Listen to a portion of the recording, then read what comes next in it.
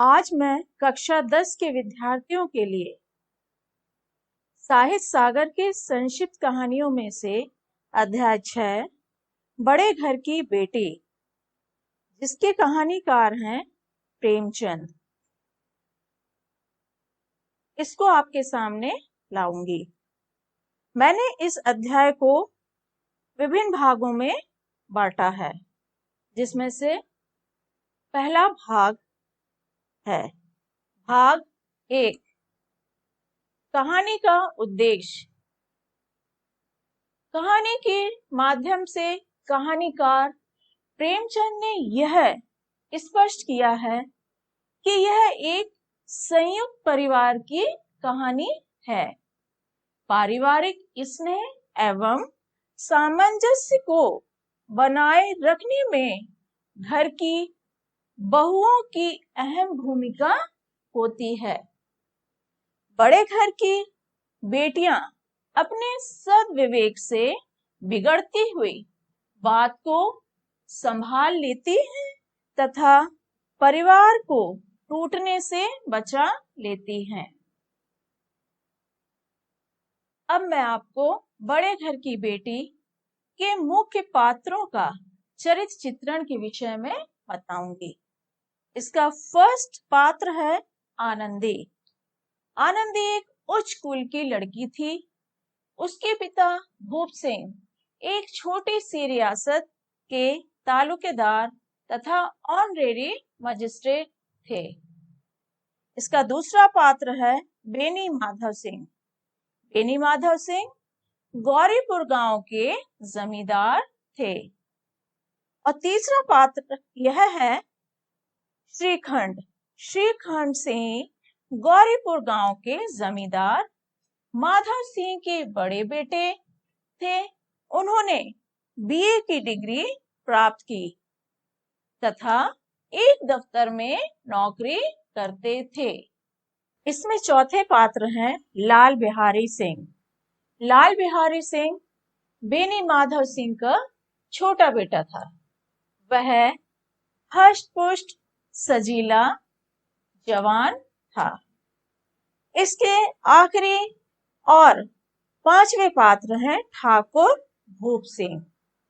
ठाकुर भूप सिंह श्रीखंड की पत्नी आनंदी के पिता थे। वह आनंदी को बहुत प्यार करते थे। अब मैं आपके समक्ष भाग 2 द्वारा कहानी का आरंभ करूंगी। बड़े घर की बेटी एक संयुक्त परिवार की कहानी है। बेनी माधव सिंह गांव के जमींदार और नंबरदार थे। उनके पितामह, यहाँ पितामह का अर्थ है दादा, किसी समय बड़े धन धान्य से संपन्न थे। संपन्न का अर्थ होता है अमीर। इसका मतलब था कि वो किसी समय बहुत ही ज्यादा अमीर और पैसे वाले व्यक्ति थे। ठाकुर साहब के 2 बेटे थे। बड़े का नाम श्रीकंठ सिंह। उसने बहुत दिनों के परिश्रम से, परिश्रम का अर्थ होता है मेहनत, परिश्रम का अर्थ होता है मेहनत। श्रीकंठ ने अपने जीवन में पढ़ाई को पूरी करने के लिए बहुत मेहनत की और उसने बीए की डिग्री प्राप्त की। अब वह एक दफ्तर में नौकरी करते थे। छोटा बेटे का नाम लाल बिहारी, जो कि दोहरे बदन का सजीला जवान था। सजीला का अर्थ होता है आकर्षक। श्रीकंठ सिंह प्राचीन सभ्यता के प्रेमी तथा संयुक्त कुटुंब के उपासक थे। प्राचीन का अर्थ होता है पुराना, यानी कि श्रीकंठ सिंह पुरानी सभ्यता के प्रेमी थे। उन्हें पुराने रीति रिवाजों से बहुत ज्यादा प्रेम था। उनकी पत्नी आनंदी एक कुछ उच्च कुल की लड़की थी, जिसके पिता छोटी सी रियासत के तालुकेदार थे। तालुकेदार का अर्थ होता है बड़े जमींदार जिनका नाम भूप सिंह था। इसका मतलब है आनंदी के पिता का नाम भूप सिंह था। आनंदी अपने पिता की चौथी संतान थी। आनंदी सब बहनों में सबसे अधिक रूपवती और गुणवती थी। रूपवती का अर्थ है सुंदरता, क्योंकि वह आनंदी सबसे छोटी थी और वह बहुत ज्यादा सुंदर भी थी। ठाकुर साहब बड़े धर्म संकट में थे।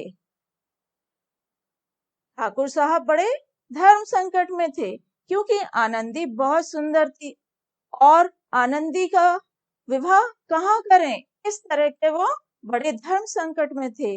एक दिन श्रीकंठ सिंह ठाकुर भूप सिंह के पास चंदे का रुपए मांगने आए। ठाकुर भूप सिंह श्रीकंठ के स्वभाव पर रीझ गए। यहाँ पर रीझ का अर्थ होता है मुग्ध होना, मोहित हो जाना। उन पर मुग्ध हो गए। ठाकुर भूप सिंह श्रीकंठ सिंह पर मुग्ध हो गए और उन्होंने बड़ी धूमधाम से श्रीकंठ सिंह का विवाह आनंदी के साथ करवा दिया। क्योंकि आनंदी एक उच्च कुल की बेटी थी, उसका पालन पोषण बहुत अच्छे ढंग से हुआ था। आनंदी विवाह के पश्चात अपने नए घर आई तो यहाँ का रंग ढंग कुछ और देखा, लेकिन आनंदी ने थोड़े ही दिनों में अपने आप को इस नई परिस्थिति के ऐसा अनुकूल बना लिया मानो विलास के समान कभी देखा ही नहीं था। एक दिन लाल बिहारी सिंह का अपनी भावत से खाने में घी डालने पर विवाद हुआ। यहाँ पर भावस का अर्थ होता है भाई की पत्नी, बड़े भाई की पत्नी। यहाँ पर भावस का अर्थ है बड़े भाई की पत्नी। विवाद, विवाद का अर्थ भी होता है टकराव, आपस में मतभेद होना, टकराव होना। यहाँ पर बड़े भाई की पत्नी से लाल बिहारी सिंह का खाने में घी न डालने पर टकराव हो जाता है और वह विवाद इतना बढ़ गया। लाल बिहारी ने आनंदी के मायको को लेकर व्यंग कसा और जब टकराव आपस में होता है देवर भाभी का, तो लाल बिहारी आनंदी के मायको को लेकर हंसी उड़ाता है और कहता है, जिसके उत्तर में आनंदी बोलती है, वहां इतना घी तो नित्य नाई कहार खा जाते हैं। यहाँ पर नित्य का अर्थ है रोज, हर रोज। यहाँ पर नित्य नाई कहार खा जाते हैं। लाल बिहारी ने खाने की थाली पटक दी। बात इतनी बढ़ गई कि लाल बिहारी ने खड़ाऊ उठाकर आनंदी की ओर फेंकी। खड़ाऊ का अर्थ होता है, खड़ाऊ का अर्थ है लकड़ी की बनी हुई चप्पल। आनंदी ने अपने बचाव के लिए हाथ से खड़ाऊ रोकी। इससे उसका सिर तो बच गया, पर उंगली में काफी चोट आई। आनंदी खून का घूंट पीकर रह गई। यहाँ पर खून का घूंट पीकर रह जाने का अर्थ है अपमान सहन कर लेना और क्रोध के मारे हवा में हिलते हुए पत्ते की भांति कांपती हुई अपने कमरे में चली गई। भाग 3। आनंदी के पति श्रीकंठ सिंह प्रत्येक शनिवार को घर आया करते थे। आनंदी ने रोते रोते श्रीकंठ को लाल बिहारी की सारी घटना सुना दी। श्रीकंठ की आंखें गुस्से से लाल हो गईं। यहाँ आंखें लाल होने का अर्थ है क्रोध करना, क्योंकि आनंदी की जब बातें उसने सुनी श्रीकंठ ने, तो वो बहुत ज्यादा क्रोधित हो गया। श्रीकंठ लाल बिहारी सिंह की इस धृष्टता को बर्दाश्त नहीं कर पाए। यहाँ पर धृष्टता का अर्थ होता है निर्लज्जता। उन्होंने अपने पिता से कहा कि अब उनका निर्वाह इस घर में लाल बिहारी सिंह के साथ नहीं होगा। निर्वाह का अर्थ होता है गुजारा। बेनी माधव सिंह यानी श्रीखंड के पिता ने बात संभालने की चेष्टा की तथा श्रीखंड को समझाया। यहाँ पर चेष्टा का अर्थ होता है प्रयत्न करना या कोशिश करना, पर श्रीखंड सिंह कुछ सुनने को तैयार ही नहीं हुए। वे अपनी जिद पर अड़े रहे। लाल बिहारी सिंह अपने बड़े भाई का बहुत आदर करते थे। भाई के मुख से ऐसी हृदय विदारक बात सुनकर लाल बिहारी को बहुत ग्लानि हुई। यहाँ पर हृदय विदारक का अर्थ होता है हृदय को अत्यंत दुख देने वाला, और ग्लानि का अर्थ होता है घृणा। ग्लानि हुई। लाल बिहारी ने कोठरी में जाकर कपड़े पहने, आंखें पोंछी और आनंदी के द्वार पर आकर कहा। द्वार का अर्थ होता है दरवाजा, कि जब भैया मेरा मुंह ही देखना नहीं चाहते तो मैं इस घर से चला जाता हूँ, फिर कभी मुंह ना दिखाऊंगा। मुझसे जो अपराध हुआ है उसे क्षमा करना। आनंदी स्वभाव से बहुत दयालु थी। उसे तनिक भी उम्मीद नहीं थी। तनिक का अर्थ होता है बिल्कुल। तनिक का अर्थ होता बिल्कुल भी उसे उम्मीद नहीं थी कि बात इतनी बढ़ जाएगी। आनंदी ने अपने पति को समझाने की बहुत चेष्टा की, बहुत कोशिश की तथा सौगंध देकर लाल बिहारी सिंह को जाने से रोका। यहाँ पर सौगंध का अर्थ होता है कसम।